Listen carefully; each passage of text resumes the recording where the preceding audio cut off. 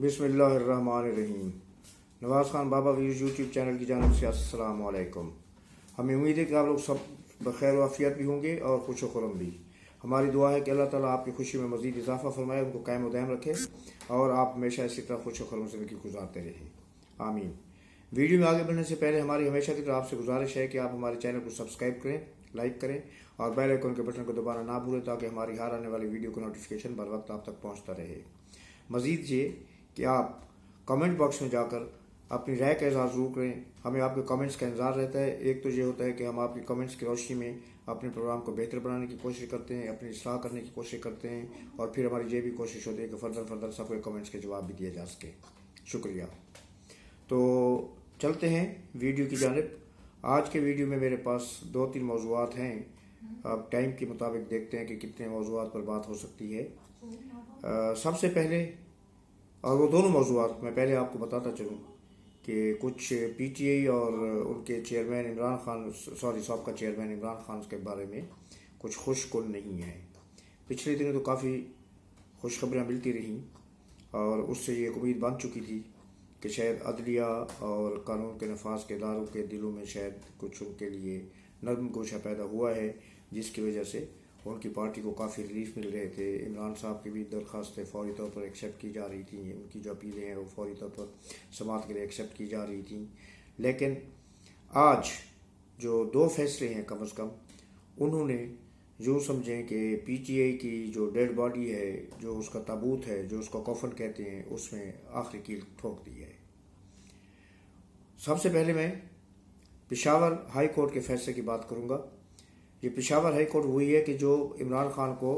किसी भी किस्म का रिलीफ देने में कोई देर नहीं लगाती थी और आमतौर पर यह होता था कि केस अगर लाहौर का होता था तो उसके वकला पीटीआई के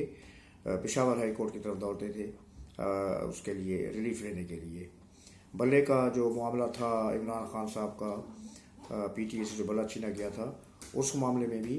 पीटीआई के वकला ने ऑप्ट किया था पेशावर हाई कोर्ट को और वहाँ पर उनको रिलीफ मिला भी था। लेकिन बाद में ये बात इंटर कोर्ट अपील में चली गई, जहाँ पर जो है ज़्यादा जज बैठते हैं, तो फिर उसके बाद ये फैसला बहाल रखा गया और फिर उसके बाद सुप्रीम कोर्ट ने वो फैसला ओवरटर्न कर दिया। तो इससे जब भी कोई ऐसी मुश्किल पेश आती थी तो आमतौर पर पीटीआई के वकला जो है वो पेशावर हाई कोर्ट का रुख करते थे, क्योंकि केपीके में तो उनकी सुनी भी जाती है और जायज़ नाजायज़ मानी भी जाती है। जायज़ कम होती है उनकी वजह से, नाजायज़ ज़्यादा मानी जाती है। ऐसा होना नहीं चाहिए, क्योंकि पाकिस्तान के चारों सूबे जो हैं वो एक वहदत हैं, वो एक इकाई है। वो इंतज़ामी यूनिट्स हैं अलग अलग, लेकिन वो अंडर जो है फेडरल गवर्नमेंट के अंदर काम करते हैं और उसमें कहीं ऐसा नहीं होना चाहिए कि किसी एक पार्टी को रिलीफ दिया जाए और एक को दूसरों को ना दिया जाए। तो ये चीज़ मेरे ख्याल में कानून और आइन के मुताबिक नहीं है। इस मामलात को भी हमारी जो आने वाली हुकूमतें हैं उनको देखना चाहिए कि पाकिस्तान का हर सिटीज़न, हर शहरी पाकिस्तान के किसी भी शहर, किसी भी सूबे, किसी भी हिस्से में चला जाए तो अपने आप को उस खित्ते का शहरी तस्वर करे और उसके साथ वही ट्रीटमेंट होना चाहिए जो दूसरों के साथ, वहाँ के रहने वालों के साथ हो रहा है। तो चलते हैं। जो मौजू था वो था कि high court, Peshawar high court में इमरान खान साहब के वकला ने एक अपील दायर की थी इलेक्शन कमीशन ऑफ पाकिस्तान के उस फैसले के खिलाफ जिसमें उन्होंने इलेक्शन के बाद जो मखसूस नशस्तें होती हैं वो पीटीआई को नहीं दी और ना ही सुन्नी इत्तेहाद को दी जो कि अब दूसरा पीटीआई है, बल्कि वो नशस्तें उन्होंने मुख्तलिफ सियासी जमातों में उनकी हासिल करदा और सीटों के रेशो के हिसाब से तकसीम कर दी। तो बहुत सारे माहिर कवानीन ये कह रहे थे कि ये दुरुस्त फैसला है, लेकिन आपको पता है कि पीटीआई क्या कि जो किसी भी फैसले को मान जाए, क्योंकि वो अपने आप को अकल कुल समझते हैं और इसी एक नुक्ते पर ही वो हर जगह हर महाज पर मार खा रहे हैं। अवाम की हिमायत होने के बावजूद भी वो क्यों इस हाल को पहुँचे हुए हैं? क्योंकि वो अवाम के फैसलों का उस हद तक तो इस्तेमाल करते हैं कि अवाम ने उनके ऊपर भरोसा किया, उनके ऊपर इत्मीनान किया, उनको वोट दिया है। लेकिन जहाँ पर कहीं पर कानून और आइन की अमलदारी की बात आती है तो वो अक्सर अपनी आंखें माथे पर रख लेते हैं और वो अपने आप को अकल कुल और अपने आप को कानून और अपने आप को ही पाकिस्तान का आइन समझने लगते हैं। तो जिसकी वजह से उनके साथ ये सब कुछ हो रहा है। इसमें कोई दो राय नहीं है कि अवाम ने पीटीआई पर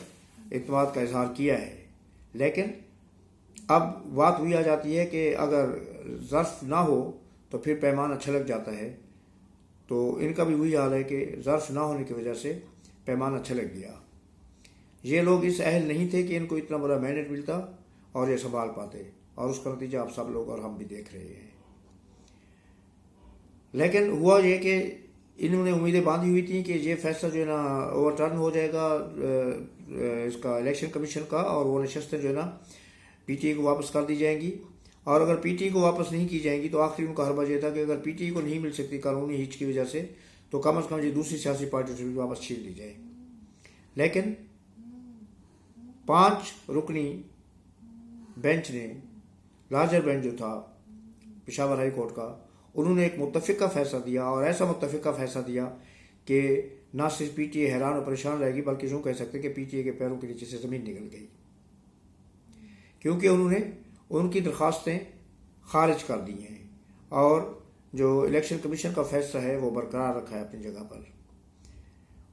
ججز کا یہ کہنا ہے, جو فیصلہ مختصر آیا ہے اس کے مختصر نکات میں آپ کو بتا دیتا ہوں. اس میں یہ کہا گیا ہے کہ آئین اور قانون کے مطابق جو ہے وہ اہل سنت, یہ جماعت جس کے ساتھ انہوں نے الحاق کیا ہے, سنی اتحاد کونسل جس کے ساتھ پی ٹی آئی نے الحاق کیا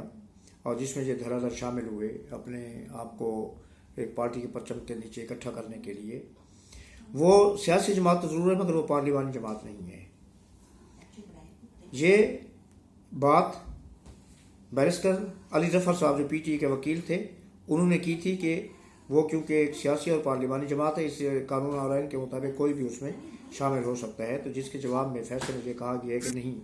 وہ سیاسی جماعت ہے مگر پارلیمانی جماعت نہیں. پارلیمانی جماعت وہ ہوتی ہے جو الیکشن ہے, الیکشن کے نتیجے میں ان کے پاس کچھ سیٹیں ہیں اور وہ پارلیمنٹ میں جا کے بیٹھے, دیٹ از کالڈ پارلیمانی جماعت. سیاسی جماعت وہ ہے جس کے پاس کوئی سیٹیں نہیں, جا الیکشن نہیں. اور سنی اتحاد کونسل جو ہے ان کے پاس نہ صرف یہ کہ کوئی سیٹ نہیں ہے اسمبلی کی, نہ صوبائی اسمبلی کی, نہ قومی اسمبلی کی, بلکہ انہوں نے الیکشن بھی نہیں لڑا. اور مزے کی بات یہ ہے کہ ان کے جو سربراہ ہیں وہ بھی اپنی پارٹی کے ٹکٹ پر الیکشن نہیں لڑے. تو ایک پارٹی کا سربراہ, صدر یا چیئرمین جو بھی ہے, وہ اگر اپنی پارٹی کے ٹکٹ پر الیکشن نہیں لڑتا تو پھر وہ کیسے کلیم کر سکتا ہے کہ میری پارٹی ایک پارلیمانی پارٹی ہے. اور بھی بہت ساری چیزیں تھیں جو کافی ڈیٹیل میں وہاں پر ڈسکس کی گئیں. تو لیکن نتیجہ یہ نکلا کہ پی ٹی آئی کو وہاں سے بہت ہی بری مار پڑی, منہ کی کھانا پڑی, اور ان کا جو یہ ان کی جو سوچ تھی کہ پشاور ہائی کورٹ سے ان کو ریلیف ملے گا, اور ان کی جو ان کی نہیں, یہ جو نشستیں بقول ان کے الیکشن کمیشن نے غلط طریقے سے غیر آئینی طور پر دوسری سیاسی جماعتوں کو مختص کر دی تھیں, وہ واپس ہو جائیں گی اور پی ٹی آئی کو ملیں گی. تو یہ ان کا خواب ادھورا رہ گیا اور بلکہ چکنا چور ہو گیا, اور وہ خواب ہی رہا. اب یہاں پر ایک اور قانونی نقطہ سامنے آ رہا ہے جس کے بارے میں شاید آج یا کل لوگ بات شروع کر دیں گے, ابھی تو کیونکہ تفصیل سے فیصلہ نہیں آیا. وہ یہ ہے کہ اگر, کیونکہ اس کا اظہار کیا گیا ہے کامنٹس میں ججز صاحبان کی طرف سے, کہ اگر ایک پارٹی پارلیمانی پارٹی نہیں ہے تو پھر اس میں آزاد امیدوار جیت کر کیسے شامل ہو سکتے ہیں, کہ جس کی کوئی حیثیت ہی نہیں ہے پارلیمان میں, تو دوسری پارٹی کے ارکان یا آزاد امیدوار الیکشن جیت کر اس پارٹی کا حصہ کیسے بن سکتے ہیں. تو اب اس کا مطلب یہ ہے کہ پی ٹی آئی کی وہ حیثیت بھی جو ہے وہ خطرے میں پڑ گئی ہے کہ جس کے تحت انہوں نے اپنے اراکین کو سنی اتحاد کونسل میں شامل کرایا تھا اور اس کا ممبرشپ فارم پر دستخط کرائے تھے. اب اگر یہ چیز سپریم کورٹ میں چلی جاتی ہے یا اپنے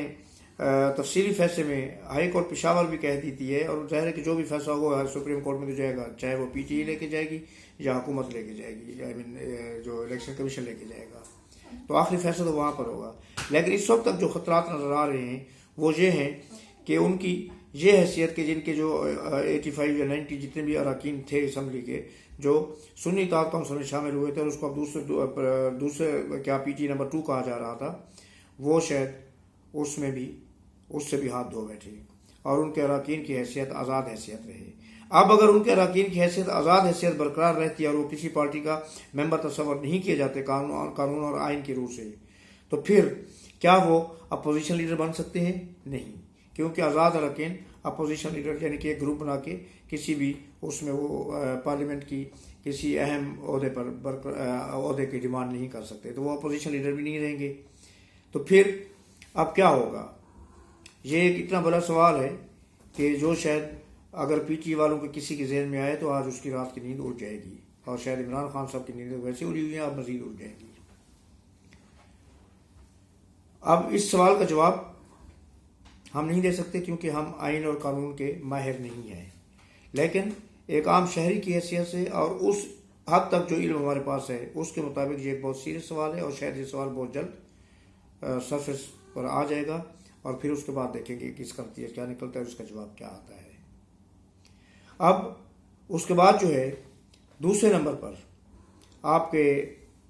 علی امین گنڈاپور صاحب، وزیر اعلیٰ کے پی کے، خیبر پختونخوا کے جو وزیر اعلیٰ، اور عمران خان صاحب کے جو دست راست، جن کو عمران خان نے اپنی تمام تر بدتمیزیوں اور بے حیائیوں کے ساتھ اپنے وہاں کا وزیر اعلیٰ کا نام کے طور پر منتخب کیا، اور وہ باریک سے وزیر اعلیٰ وہاں پر بن بھی گئے۔ ان کے سر پر ایک تلوار لٹکنے لگی نااہلی کی، اور انہوں نے غالباً اس نااہلی کی تلوار سے بچنے کے لیے جو ہے فوراً، جو کل تک وہ نعرے لگا رہے تھے کہ جی اس حکومت کو میں نہیں مانتا، کل وہ جناب وزیر اعظم سے جا کے انہوں نے ملاقات بھی کی، اور اپنے جو ہے مطالبات، آئینی مطالبات جو تھے، جو صوبے کی اکائی کے طور پر ان کا حق بنتا ہے کہ حکومت ان کی داد رسی کرے، وہ ان کے سامنے رکھی چیزیں، اور غالباً چیف سیکرٹری آف کے پی کے کا جو ڈیمانڈ وہ کر رہے تھے اس کے اوپر بھی کچھ گفتگو ہوئی۔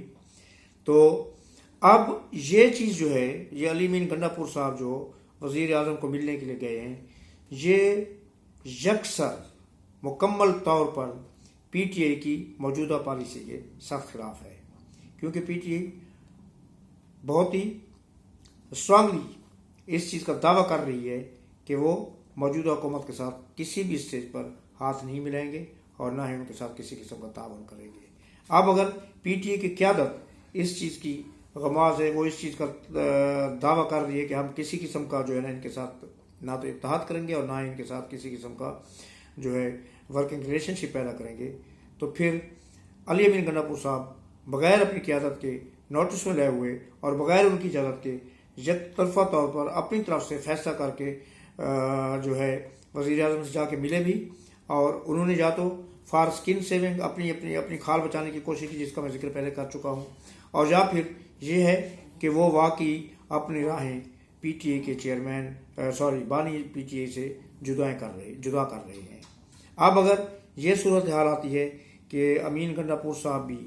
پی ٹی آئی سے الگ ہو جاتے ہیں، بے شک وہ اس کا اعلان نہ کریں، لیکن اگر عملی طور پر وہ پی ٹی آئی کی پالیسیوں کے خلاف کام کرتے ہیں تو یہ سمجھا جائے گا کہ وہ پی ٹی آئی سے الگ ہو چکے ہیں۔ اور پھر اس کے بعد وہ صوبہ جہاں پر پی ٹی آئی کو بہت امیدیں ہیں مستقبل میں بھی اور موجودہ حالات میں بھی، کہ وہ ان کی پناہ گاہ بھی ہے، وہ ان کا گھر بھی ہے، اور جہاں پر بھی کہیں پر گھر مسرد ان کو نظر آئے تو وہ فوری طور پر کے پی کے میں چلے جائیں، اور وہاں پر ان کو کوئی ہاتھ لگانے کی ہمت ہی نہ کر سکے۔ تو اب ان حالات میں اگر علی امین گنڈاپور جو ہے اپنی راہیں تھوڑی سی ڈائیورٹ کرتے ہیں اپنی پارٹی سے، اور اپنے بانی پارٹی سے الگ کرتے ہیں اپنی راہیں، تو پھر اس کا نتیجہ کیا نکلے گا؟ اس کا نقصان پی ٹی آئی کو اور چیئرمین بانی پی ٹی آئی عمران صاحب کو کتنا ہوگا، اس کا اندازہ ہم صرف اندازہ کر سکتے ہیں، لیکن ایگزیکٹلی ہم وہ کیلکولیٹ نہیں کر سکتے کہ اس کا کتنا نقصان ہوگا۔ ہم صرف یہ کہہ سکتے ہیں جو سب سے پہلے میں نے کہا تھا کہ یہ ساری چیزیں اگر دیکھی جائیں، 2 جمع 4 کیا جائے، تو پھر یہ چیزیں پی ٹی آئی کی جو تکالیف تھیں، پی ٹی آئی کی اب ڈیڈ باڈی جو ہے اس کے تابوت میں یہ آخری کیل ثابت ہو سکتی ہیں، اور اس کے بعد پی ٹی آئی کے کھڑے ہونے کے چانسز بالکل ختم نہیں تو معدوم ضرور ہو گئے ہیں۔ آج تک اتنے کافی ہے۔ اگر آپ کو کوئی سوال ہو تو کامنٹس میں ضرور کیجیے گا، انشاءاللہ میری کوشش ہوگی کہ آپ کو مطمئن کرنے کی کوشش کروں۔ اگلے ویلاگ تک مجھے اجازت دیں۔ اللہ آپ کا حامی و ناصر اور نگہبان ہو۔ اللہ حافظ، السلام علیکم اور شکریہ۔